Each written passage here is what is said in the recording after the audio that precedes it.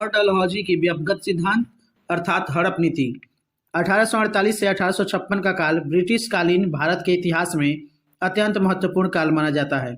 इस काल में लॉर्ड डलहौजी भारत का गवर्नर जनरल रहा। वह बहुत ही सक्रिय शासक था। उसने युद्धों और कूटनीतियों से भारतीय राज्यों पर अधिकार करके भारत में ब्रिटिश साम्राज्य का विस्तार किया। डलहौजी द्वारा जो नीति भारतीय राज्यों के प्रति अपनाई गई वह उसके पूर्ववर्ती गवर्नरों की नीतियों से भिन्न थी। डलहौजी ने इस सिद्धांत पर कार्य किया कि जिस प्रकार भी संभव हो सके ब्रिटिश साम्राज्य का विस्तार किया जा सके। व्यक्तिगत सिद्धांत हड़प नीति का अभिप्राय।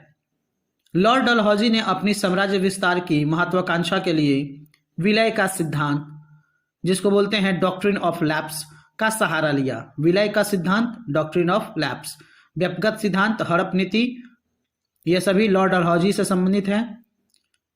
लॉर्ड डलहौजी ने अपनी साम्राज्य विस्तार की महत्वाकांक्षा के लिए विलय का सिद्धांत, डॉक्ट्रिन ऑफ लैप्स, का सहारा लिया।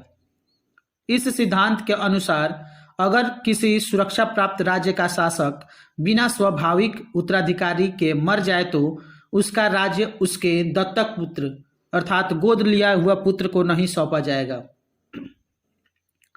ध्यातव्य हो कि भारत में गोद लेने की प्रथा प्राचीन काल से विद्यमान रही है और धर्म एवं परंपरा दोनों में यह अधिकार सदैव रहा। लेकिन डलहौजी ने साम्राज्य विस्तार के लिए व्यक्तिगत सिद्धांत को नया हथियार बनाया, जिसके तहत उसने उत्तराधिकारी गोद लेने की प्रथा पर पाबंदी लगाई तथा संतानहीन शासकों के राज्यों को अंग्रेजी साम्राज्य में मिलाने का प्रयत्न किया। डलहौजी ने भारतीय राज्यों को 3 श्रेणियों में वर्गीकृत किया। प्रथम श्रेणी वे रियासतें थीं जो कभी भी ब्रिटिश शासक के अधीन नहीं रही, न ही वे कर देती थी। ऐसी रियासतों पर गोद लेने से कोई हस्तक्षेप नहीं था।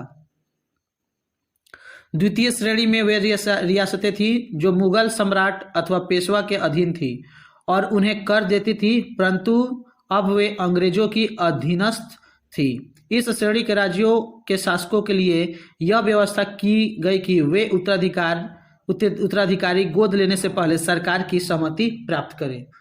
तृतीय श्रेणी में वे राज्य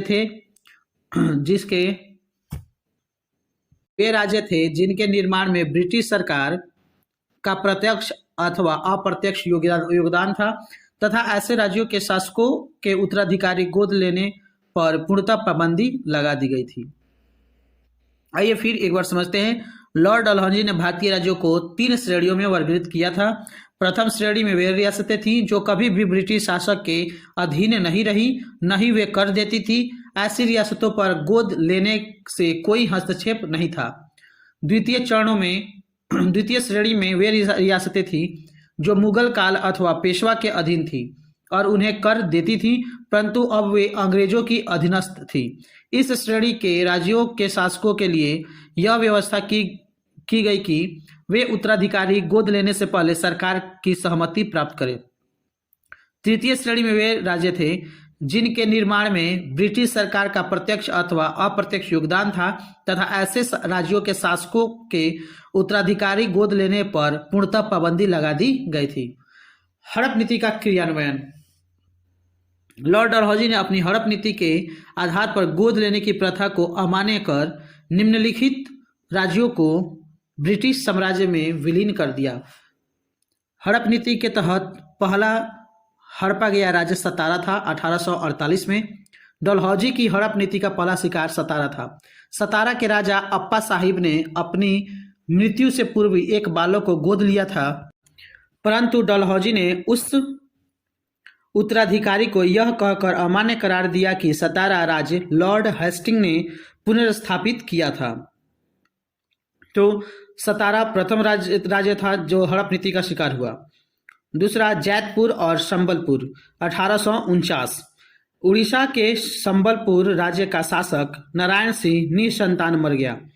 मृत्यु पूर्व वह कोई पुत्र गोद नहीं ले सका, इसलिए विधवा रानी ने शासन प्रबंध अपने हाथ में ले लिया। लेकिन डलहौजी ने इसे अमान्य घोषित करते हुए संबलपुर को तथा उसी दौरान बुंदेलखंड में स्थित जैतपुर को हड़प नीति के आधार पर 1849 में ब्रिटिश राज्य में मिला लिया।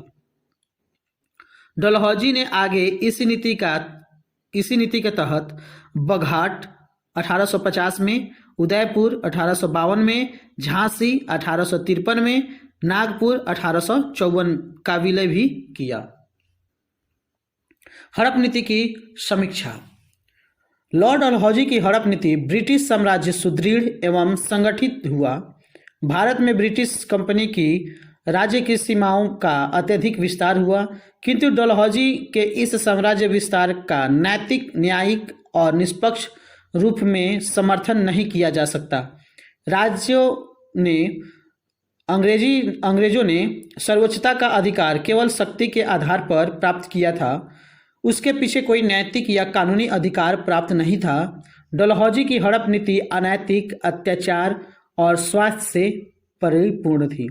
डलहौजी ने अपनी इस नीति से देश की प्रजा में असंतोष की भावना भर दी, जिससे ब्रिटिश विरोधी तत्वों को बढ़ावा मिला।